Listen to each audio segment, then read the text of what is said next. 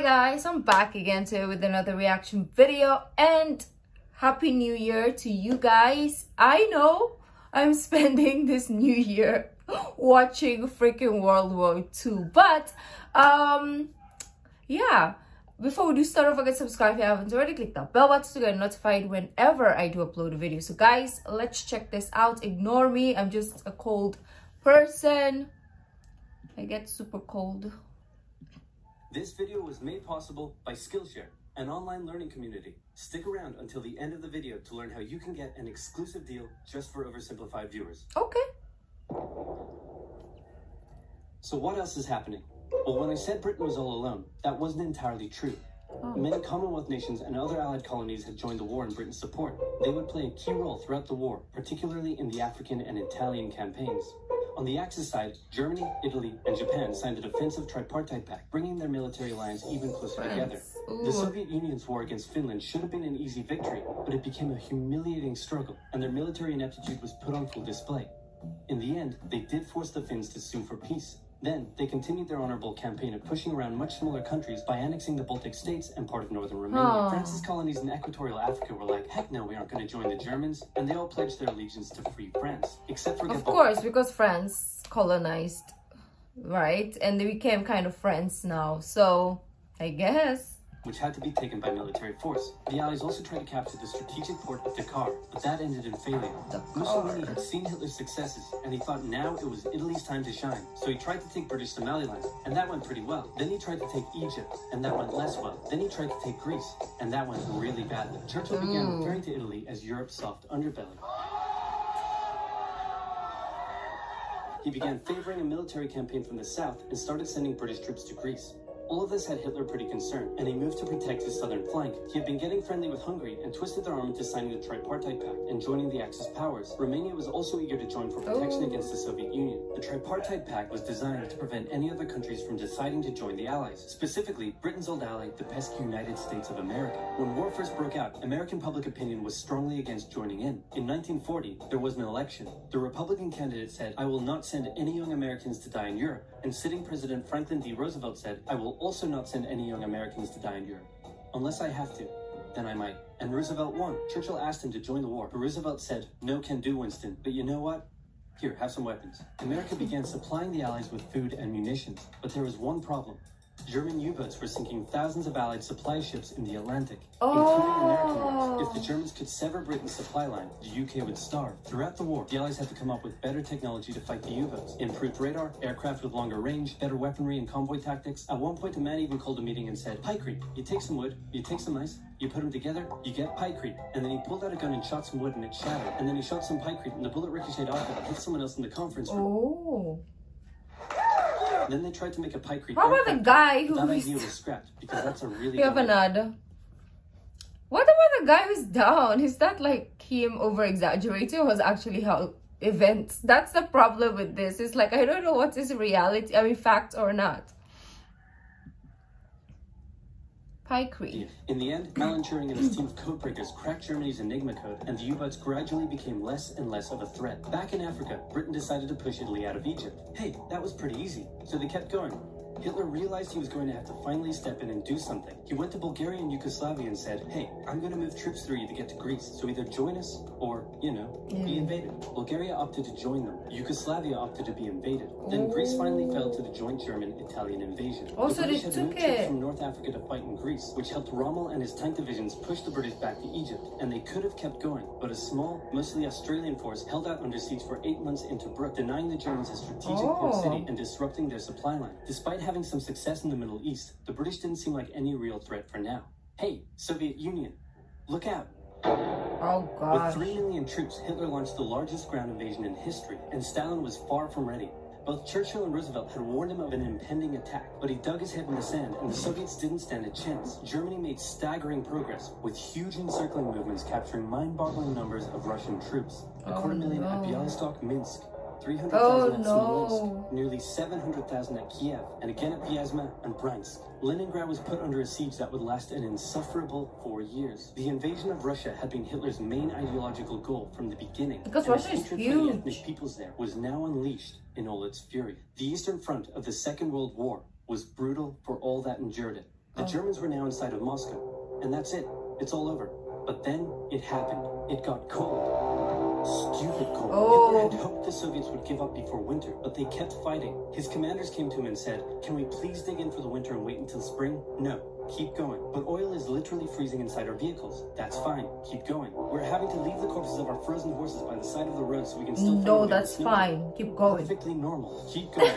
Hitler hadn't given his millions of men winter clothes. Anyways, supplies, like, nobody should freaking try to rationalize, I think that's a term, with him, because he doesn't know, like, he doesn't have a heart, he doesn't have a head also at the same time, so he wouldn't understand, or he wouldn't try to understand. Perfectly normal. Keep going. Hitler hadn't given his millions of men winter clothing and supplies because he thought he really should have worn by now. Then Stalin called in troops from the Siberian front, specially trained to fight in the extreme cold, and the Germans were no match. They were now being pushed back. They had no choice but to dig in and wait for winter to end.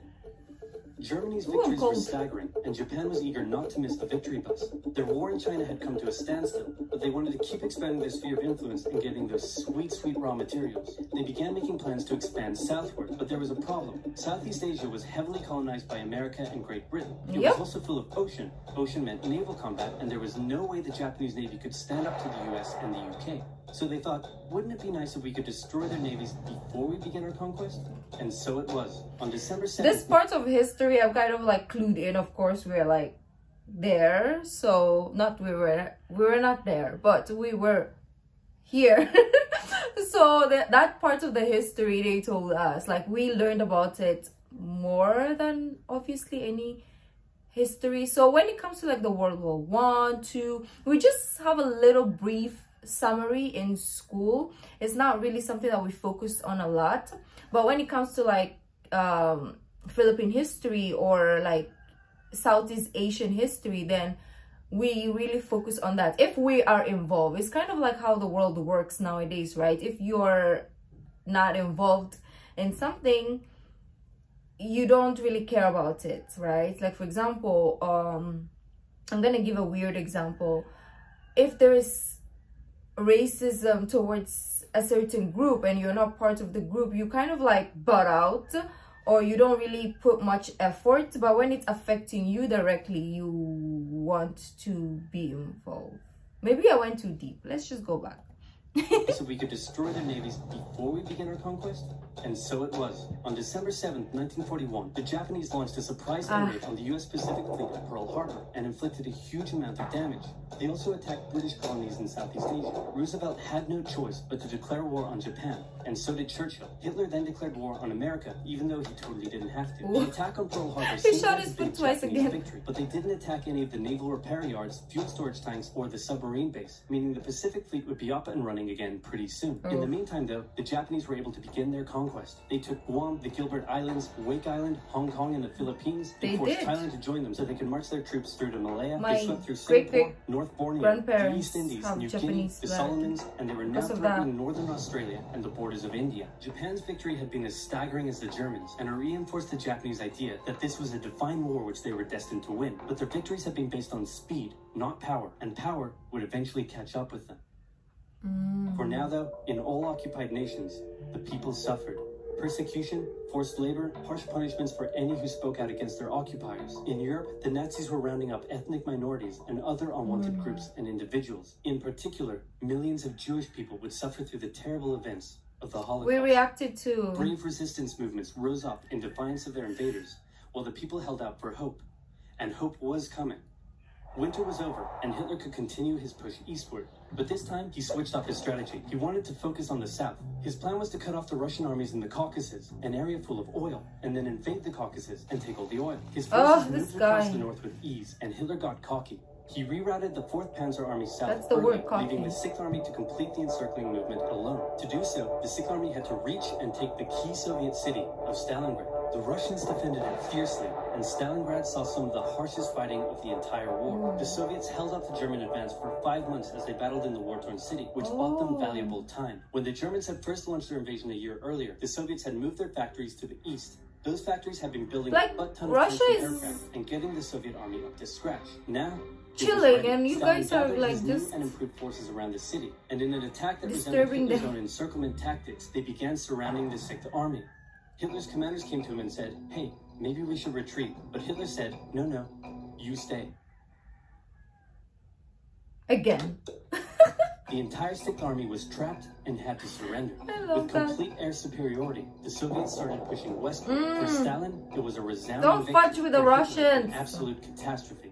Things also weren't Why am I looking so too good loud? for Hitler elsewhere. With America now in the war, Allied bombing over German cities reached devastating levels. In Africa, the British had pushed Rommel back again. Then they were pushed back again. And finally, after a decisive battle at El Alamein, and with American and British troops arriving in the west, the Germans and Italians were good. squeezed out of Africa. Japan was also already seeing its rapid success being turned around. They attempted to take the island of Midway, but the US Navy was ready for the attack, and they sank Japan's carrier. Actually, they sank a lot of them. It was a battle from which the Japanese Navy would never recover. British, Indian, and Chinese troops held the line in the harsh jungle terrain of Burma, and the Japanese suffered losses in the Solomon Islands and New Guinea. They began to realize they were not invincible. With the Axis out of Africa, the Allies had to decide their next move. Churchill still wanted to attack from the south, while the Americans preferred a full sea invasion in northern France. "All right," said the Americans, "we'll do it your way." Allied forces successfully landed in Sicily and began moving north. They also carried out bombing raids over Rome. The thing was, many of the people in Sicily had relatives living in America, and they greeted the American troops quite warmly. With the war reaching home territory, most Italians just weren't that into it. And Mussolini was suddenly very unpopular. He was voted out by his own fascist Grand Council and was toppled from power. Yes. He immediately began negotiations for surrender. Ah. Hitler wasn't surprised and had already sent reinforcements southward. In an operation he ironically called Operation Axis, German troops quickly disarmed Italian troops in the north. The Allies continued fighting the Germans up through Italy, but then winter set in, meaning mud, and everything slowed to a halt. Again, "All right," said the Americans, winter. "let's do it our way as well." Germany had made itself a lot of enemies, and millions of Allied troops had been gathering in England as factories worked around the clock producing the war material needed for a super crazy massive, the likes of which the world has never seen before, invasion of Europe. The Germans knew an Allied invasion would come, but they didn't know where it would land. Thanks to Allied deception tactics, they thought there was a pretty good chance it would come at Calais, but the Allies were really going to land in Normandy because it was less fortified and the beaches were nicer. Under the careful planning of General Dwight D. I wanna be Eisenhower, there the now. invasion that had been long in the making was just about ready to go. Just one thing was preventing the launch: the British weather. For a short while, everyone sat around waiting for a decent day, and then it came. On the night of June 5th, over 1,000 bombers took off and raided coastline defenses, while paratroopers were dropped inland in a bit of a chaotic operation, tasked with sabotaging defenses and capturing key bridges to stop any German reinforcements from reaching the beaches. Early the next morning, the barrage came, as Allied ships fired a huge number of shells at the German fortifications, and then the landings. The Americans at Utah and Omaha, the British at Golden Sword, and the Canadians at Juneau. It was a tremendous Canada is struggle with a there great too. loss of life, particularly at Omaha, but the Allied troops captured the beaches and the landings were a success.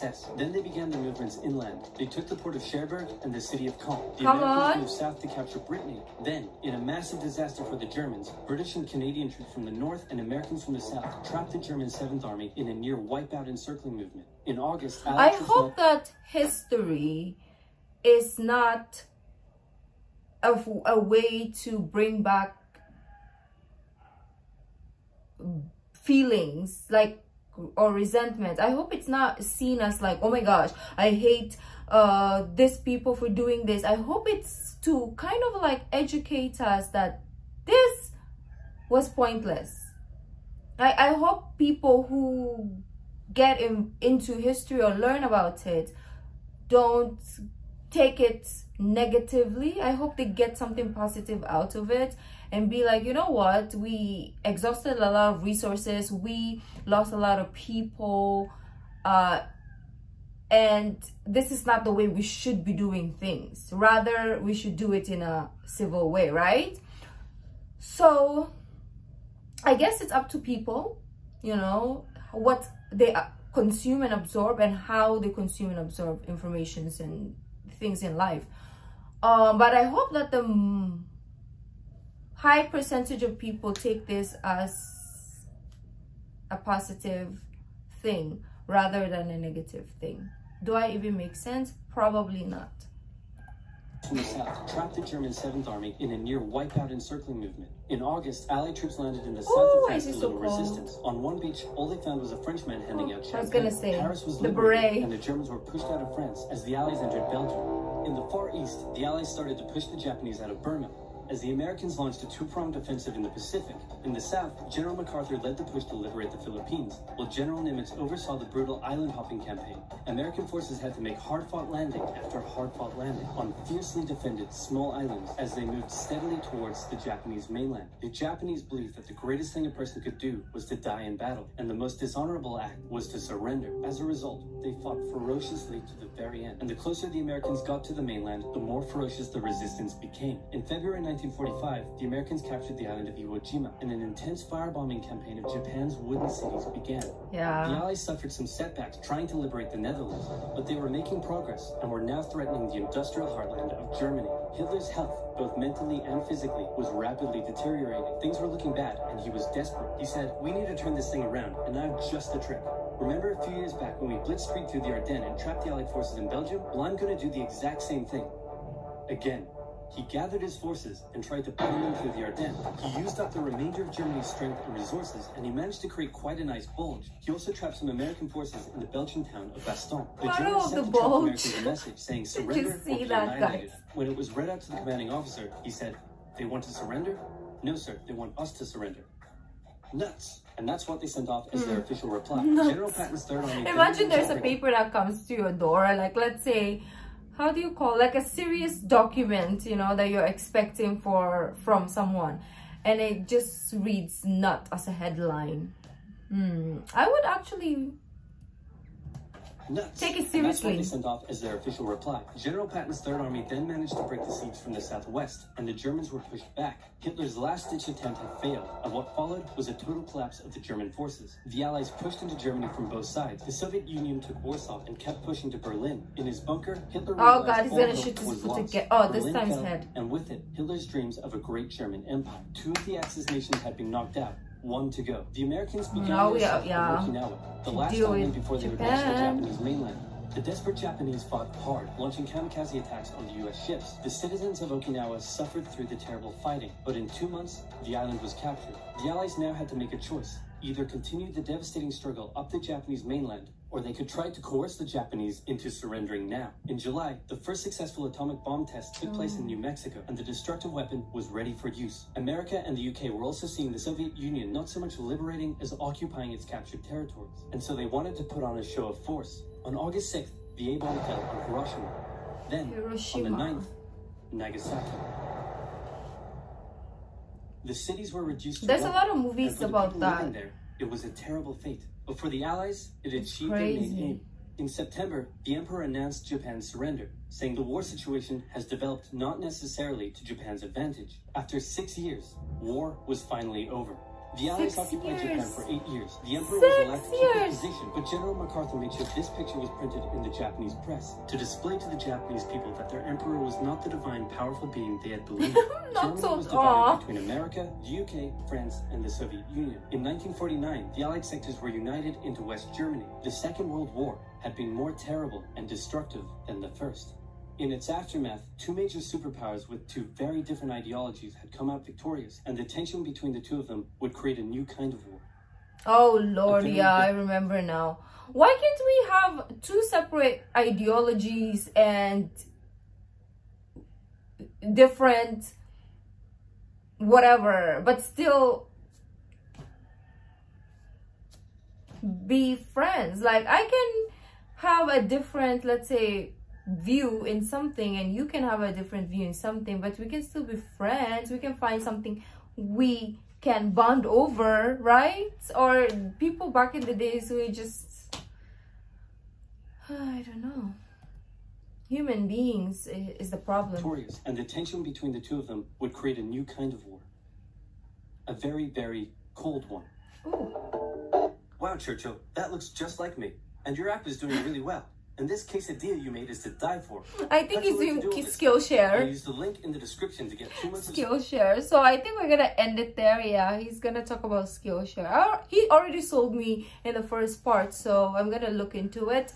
If there's something that I want to learn, maybe I will learn how to, like, what, pole dancing or something. We'll figure it out. But that was informative. There's so many sectors or small, like, facts that I didn't know, and even if I knew, I forgot, because it's something that when you're in school you don't really care for so much.